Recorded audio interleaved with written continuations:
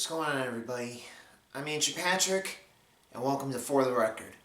Now, we're not going to bring out the intro just yet, because unfortunately, for those of you that have been living under a rock, or if you haven't known about it already, we are going to be opening up with some horrific and tragic news of a pitcher that was one of the best in the league, who unfortunately had been killed from a boating accident.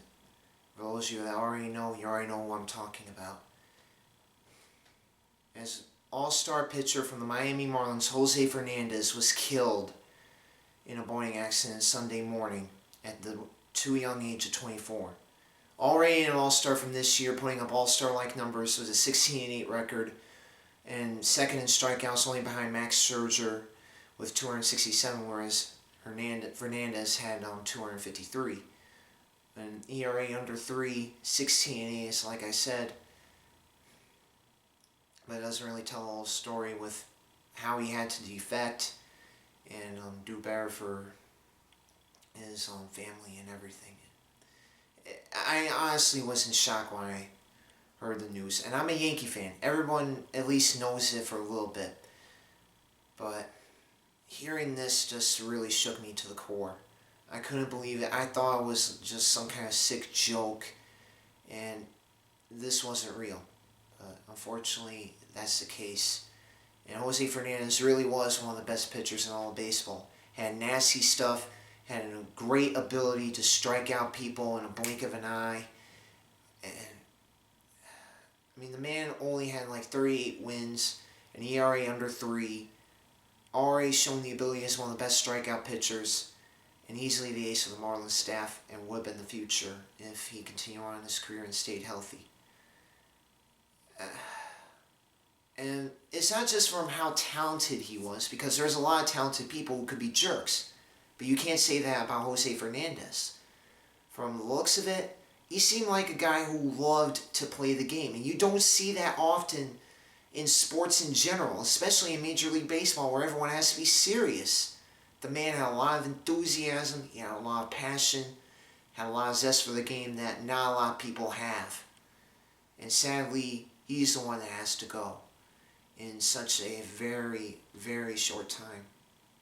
And in all honesty, if he were to have lived, and of course apparently this is coming from the reins of him having his start pushed back, because he was supposed to start on Sunday against the Atlanta Braves, but that game wound up being canceled because of Jose Fernandez's death. And this is probably the first one that I can recall since the Cubs had to cancel the game against the Cardinals because of Darryl Kyle's death back in 2002.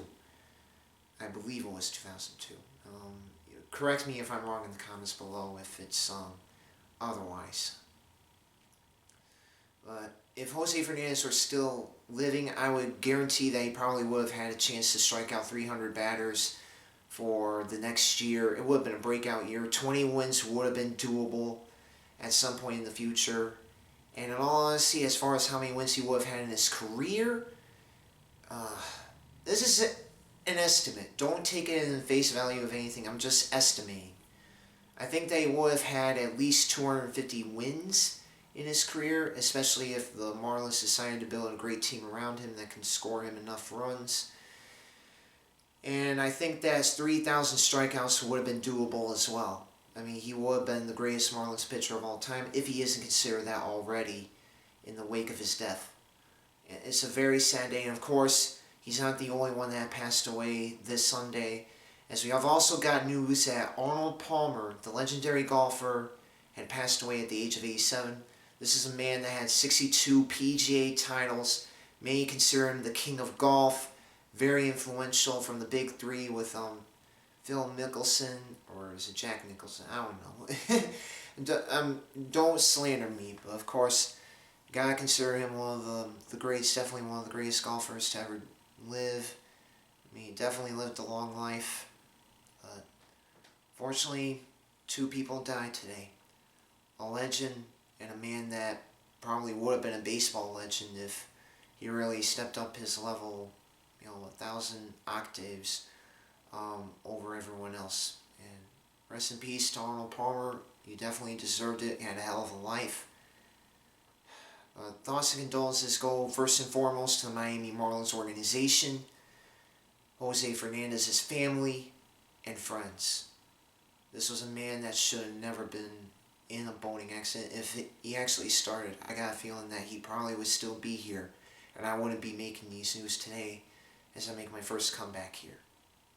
I mean, call self-serving saying that, but I honestly wish I could come back in happier times and not for something as tragic as this, because this is a tragedy for all things, because with Jose Fernandez, he had this boy-like enthusiasm for the game. I cannot stress this enough.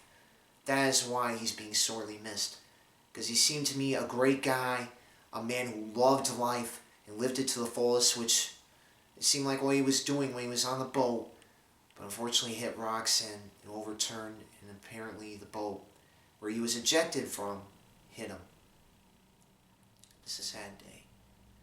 I mean, for everyone who's a Yankee fan or a baseball fan, you cannot feel any, you have to feel some sense of mourning with what had just transpired. Alright, I just want to go right ahead and do something happy. So, it's been a mighty long time, but here it is. Let's get to the rest of For the Record. Live from New York City.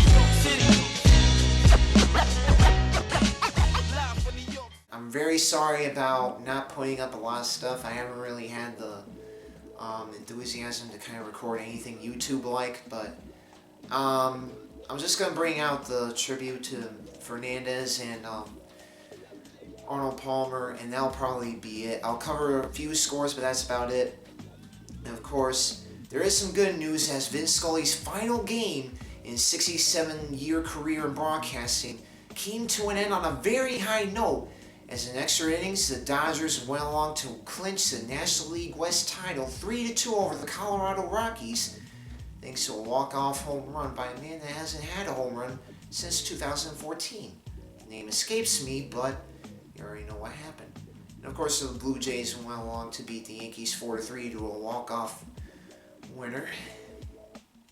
Yankee season is done, guys.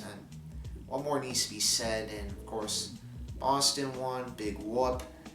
That's about it. I'm really not planning on covering a lot of the scores, and who knows if the next episode is going to be coming soon or later. I just figured to kind of record something, just kind of share my thoughts, and hopefully give you guys something that you need. It's a very short episode, but for the record, I'm Ancient Patrick, and I'm out. Stay real, everyone.